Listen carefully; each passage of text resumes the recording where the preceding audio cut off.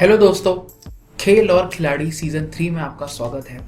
मैं हूं आपका होस्ट विशु मिश्रा और जैसा हमने आपसे वादा किया था, हर एपिसोड के अंदर हम आपको एक नए खिलाड़ी, एक नई शख्सियत से मिलवाते रहेंगे। दोस्तों, आज का डिस्कशन है ब्रीकिंग, जिसको हमने पिछले 2 एपिसोड में कवर किया था। सबसे पहले एपिसोड में रैपर AK आकाश खंडेलवाल ने हमको इसके बारे में बताया था। उसके बाद बी बॉय जय खनगवाल हमारे साथ थे। दोस्तों, मैं बहुत एक्साइटेड हूँ। इस वक्त हमारे साथ मौजूद हैं एक चैंपियन स्पोर्ट्स पर्सन, एथलीट बोल दीजिए आप उनको, जिनका नाम है गौतम कौलसी, जिनको बी बॉय गिनी भी कहा जाता है। तो बी बॉय गिनी शो में आपका स्वागत है। दोस्तों, मैं इनके बारे में आपको थोड़ा सा बताना चाहूँगा। ये एक इंडिया चैंपियन है। रेड बुल BC1 करके एक बी बॉइंग में इवेंट होता है, जो सबसे बड़ा इवेंट है इंडिया का। उसके नॉर्थ रीजन के विनर हैं। ये इंडिया लेवल के भी विनर हैं रेड बुल के। और एक स्ट्रीट जैम होता है इंडिया 2022, उसके विनर रह चुके हैं। 50 से भी ज़्यादा लोकल जैम्स में जीत चुके हैं। बहुत ही एक्सटेंसिवली ट्रैवल्ड हैं इंडिया के अंदर। और आज हमारे साथ ये काफ़ी सारी बातें शेयर करेंगे बी बॉइंग स्पोर्ट्स को लेके, जो आने वाले ओलंपिक्स में देखा जाएगा और इंडिया में बहुत तेज़ी से बढ़ रहा है। तो गिनी, सबसे पहले मैं आपसे सवाल ये लेना चाहूँगा। आप अभी 19 वर्ष के हैं और 3 सालों में आपने इतनी सक्सेस हासिल कर ली है। आप मुझे बताइए कि आपकी इंस्पिरेशन क्या है? आप कैसे आए इस स्पोर्ट्स के अंदर? मतलब मैं शुरू में डांस के बारे में पता नहीं था इतना। तो जहाँ मैं पार्क में वैसे ही खेलने के लिए जाता था, बास्केटबॉल का और फुटबॉल का इतना शौक था मेरे को बहुत ज़्यादा। तो वहाँ पे बहुत सारे लोग आया करते थे डांस की प्रैक्टिस के लिए। तो फिर मैं उनको देखता था, इंटरेस्ट बढ़ने लगा डांस में। तो फिर धीरे धीरे मैं उनके पास गया, उनसे पूछा कि डांस फॉर्म कौन सा है। उन्होंने बताया ब्रेकिंग बोलते हैं इसे। उस टाइम इंडिया में इतना फैला हुआ नहीं था, हमारे उधर तो बिल्कुल बहुत कम लोग किया करते थे। तो फिर धीरे धीरे इंटरेस्ट बना और एक शिवम नाम का फ्रेंड था मेरा, उस टाइम पे फ्रेंड बना, जिसने मेरे को प्रॉपरली समझाया इसे बी बॉइंग बोलते हैं। तो फिर मैंने स्टार्ट किया धीरे धीरे। फिर मेरे को और सारी चीज़ों के बारे में पता चलने लगा कि हिप हॉप क्या है और ये हिप हॉप का एलिमेंट है। तो फिर मैंने और स्टार्ट किया धीरे धीरे। फिर लॉकडाउन हुआ। लॉकडाउन में मैंने बहुत ही ज़्यादा प्रैक्टिस किया। 6 आवर प्रैक्टिस करता था। तो ऐसे ऐसे धीरे धीरे और इंटरेस्ट बनने लगा। फिर लॉकडाउन के बाद मैं एकदम से और लोकल जैम्स, फिर ये रेड बुल कंपटीशन में पार्ट लिया। तो फिर आज जीत गए, रेड बुल जीता। तो आपने बहुत इंटरेस्टिंग शुरुआत हुई बताई कि पार्क में जाके आपने लोगों को करते देखा। हाँ। और वहां से आपको समझ आया कि भाई ये ब्रेकिंग है। और आपने हिप हॉप की भी बात करी हमारे साथ, उससे और आपसे उसके ऊपर सवाल लेंगे। और कोविड के टाइम पे आपने प्रैक्टिस करी और अपनी जो एक स्पोर्ट्स है, अपना गेम है, उसको आप ऊपर लाए जीतने के लिए। गौतम, इसके साथ मैं दूसरा सवाल आपसे लूंगा कि आप मुझे बताइए कि बी बॉइंग, जैसे इसको ज़्यादा लोग नहीं जानते, हम इसकी प्रैक्टिस कर रहे हैं, इसकी ट्रेनिंग कर रहे हैं। नेचुरली मैं मानता हूँ कि आपके पेरेंट्स को भी नहीं पता होगा ये क्या है। तो उनका और आपके दोस्तों का क्या रिएक्शन था जब आप इसमें घुस रहे थे या इसमें इतना टाइम दे रहे थे? जो मेरे स्कूल के फ्रेंड्स थे, उनको बिल्कुल भी नहीं पता था।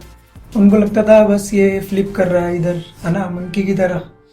तो फिर धीरे धीरे जैसे ही मैं और आगे बढ़ने लगा ना, कंपटीशन जीतने लगा, और ये इंस्टाग्राम वगैरह पे, यूट्यूब पे लोगों को पता चलने लगा ब्रेकिंग के बारे में। तो फिर उन्हें भी समझ में आया कि एक डांस फॉर्म है। और फैमिली तो कुछ टाइम तक सपोर्ट भी नहीं करती थी कि कैसा डांस फॉर्म कर रहा है ना, ये तो स्पोर्ट्स कि किसी स्पोर्ट्स में पार्ट ले ले, जैसे फुटबॉल कर ले, हॉकी, ऐसी चीज़ों में पार्ट ले, ये कैसा डांस फॉर्म है जिसमें तुम फ्लिप कर रहे हो सिर्फ, है ना।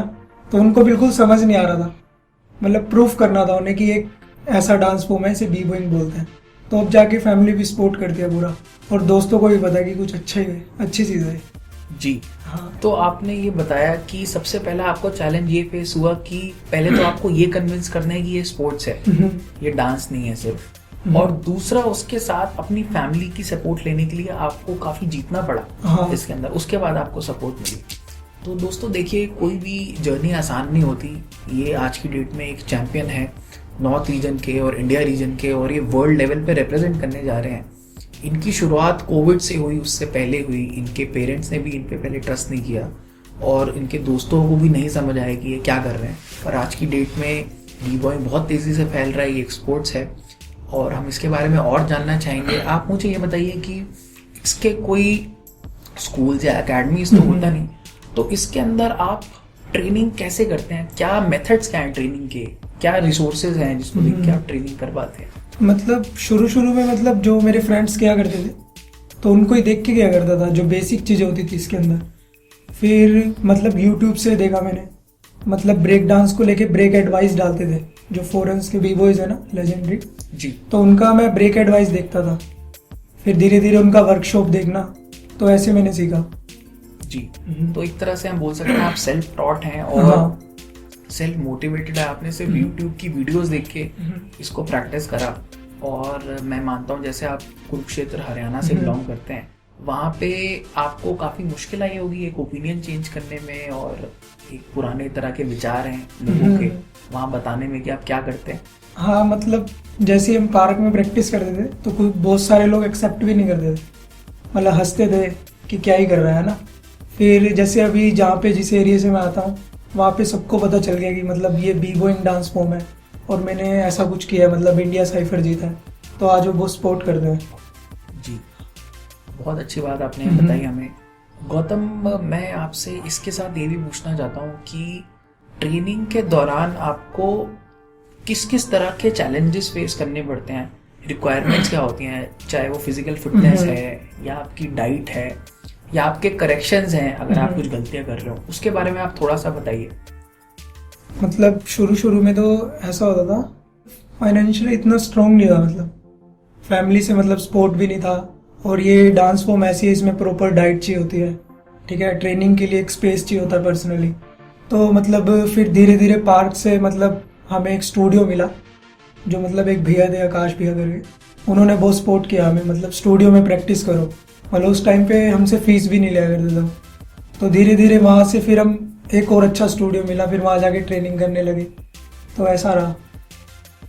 और जैसे लोकल जैम में हम ट्रैवल करना होता था, मतलब पैसे वगैरह नहीं हुआ करते थे, तो फिर धीरे धीरे मतलब सेविंग करना, मतलब और पार्ट टाइम काम करना, उस टाइम में स्कूल टाइम की लाइफ में भी पार्ट टाइम जॉब भी किया करता था, तो सब चीज़ें। तो ये सब आपने बी बॉय के लिए किया? हाँ। आपने पार्ट टाइम जॉब भी किया? हाँ।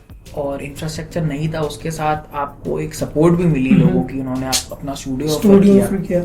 और इसके साथ आप ये भी बताइए कि इसमें इतनी आप इंटेंस जो फिजिकल वर्कआउट है, जो आपको एक फिटनेस मेंटेन करनी है, वो कितना कमिटमेंट है रोज का उसको करने के लिए, और क्या डाइट चाहिए? तो मतलब जो एक प्रॉपर बी बॉय को ना एथलीट की तरह देखा जाता है, तो हमें मतलब मॉर्निंग में वर्कआउट करना चाहिए, ताकि क्योंकि बॉडी अच्छा होगा, ब्रेकिंग ऑटोमेटिक अच्छा हो जाएगा, है ना।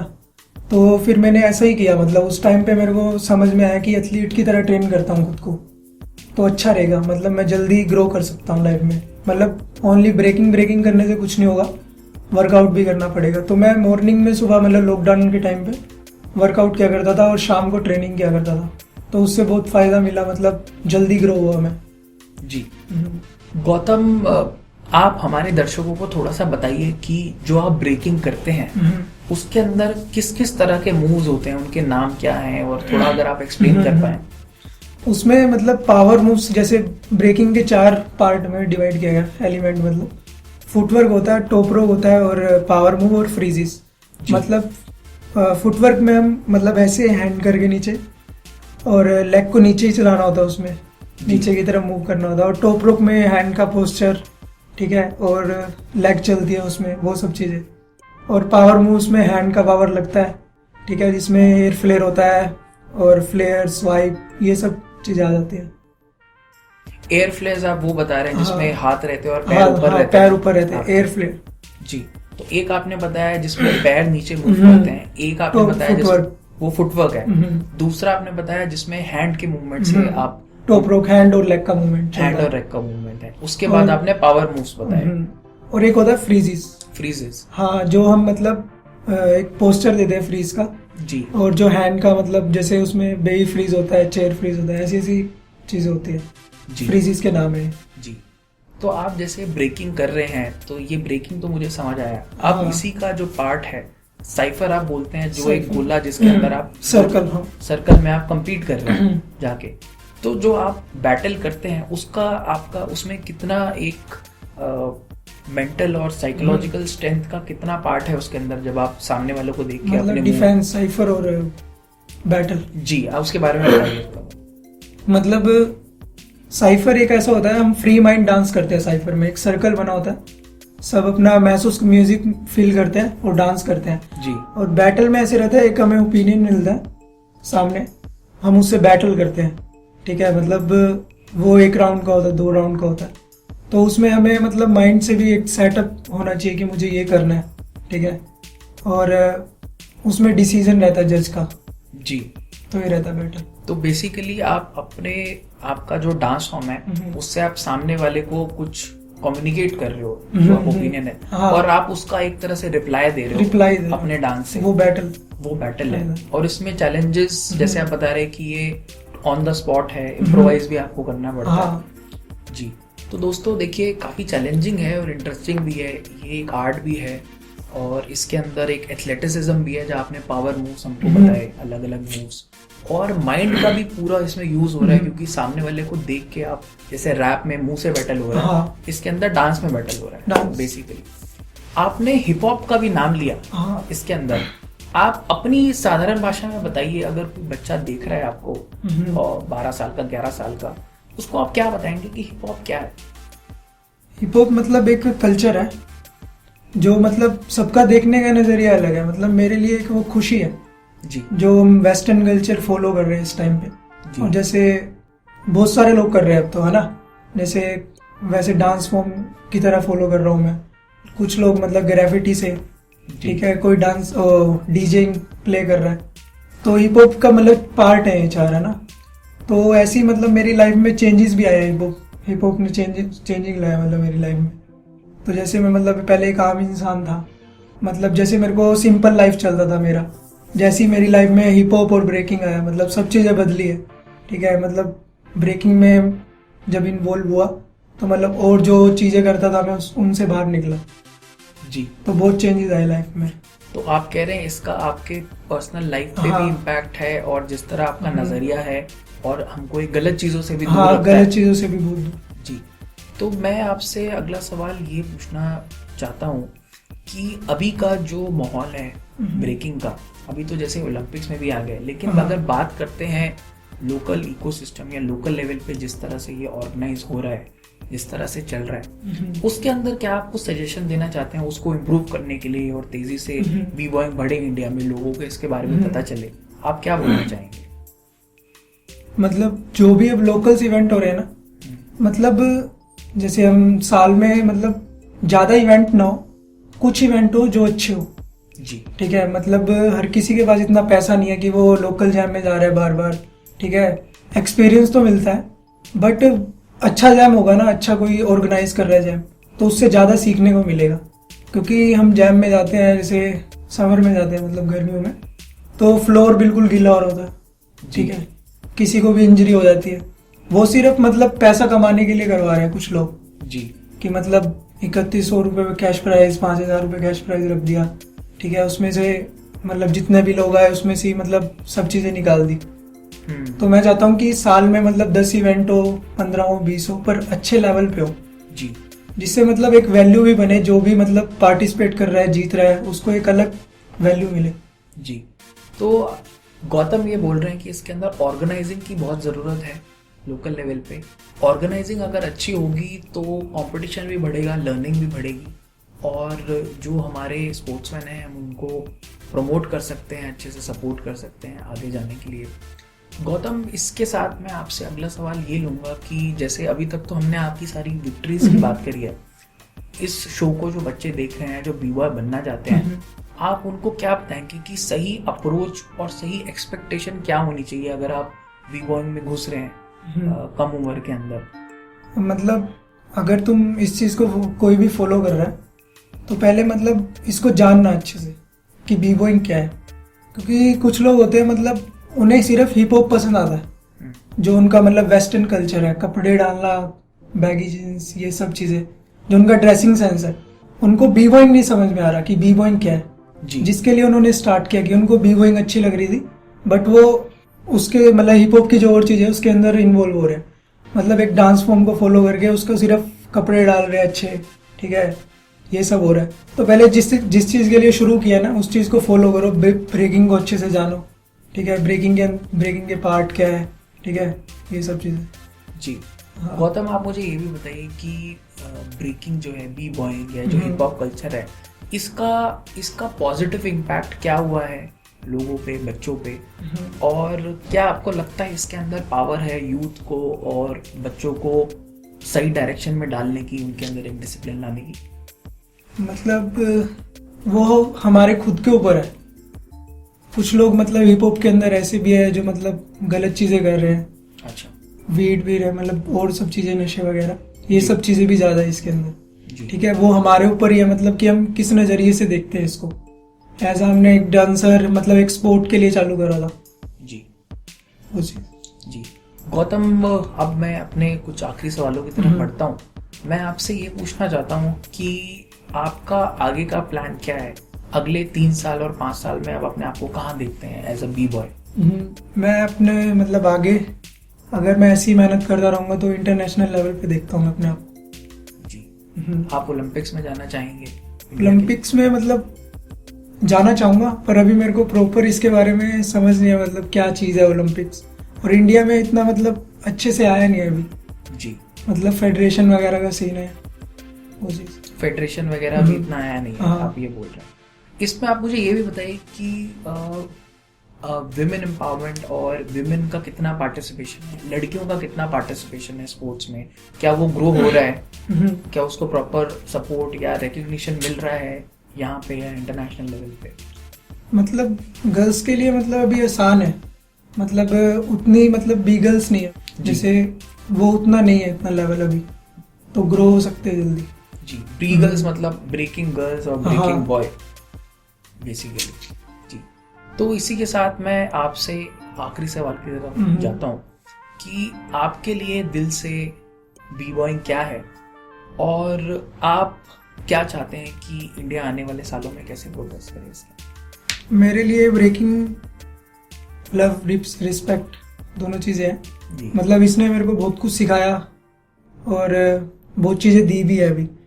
और नेक्स्ट क्वेश्चन क्या था आपका?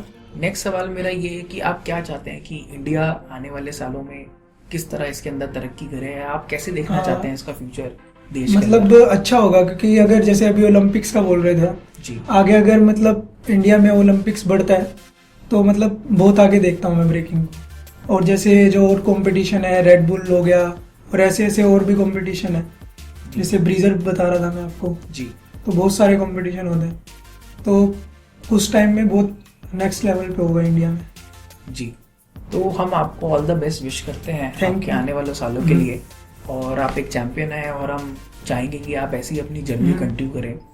दोस्तों, इस इंटरव्यू से हमको काफ़ी कुछ पता चला है बी बॉइंग ब्रेकिंग की दुनिया के बारे में। मेरे साथ एक चैंपियन स्पोर्ट्स पर्सन है जो वर्ल्ड लेवल पे अब रिप्रेजेंट करने जा रहे हैं। आने वाले साल बी बॉइंग और ब्रेकिंग के लिए बहुत अच्छे माने गए हैं, और जो भी यंगस्टर्स इसको देख रहे हैं उनको मैं बता दूं कि ये बहुत ही मल्टी डायमेंशनल स्पोर्ट्स है। इसमें आर्ट्स भी है, सोल भी है, और एक स्पोर्ट्स का एलिमेंट भी है। इसी तरह से हम चर्चा करते रहेंगे दोस्तों बी बॉइंग के बारे में, और इससे जुड़े सवाल, इससे जुड़े फैक्ट्स हम उभारते रहेंगे। देखते रहिए खेल और खिलाड़ी सीजन 3। मैं हूं आपका होस्ट विश्व मिश्रा। धन्यवाद।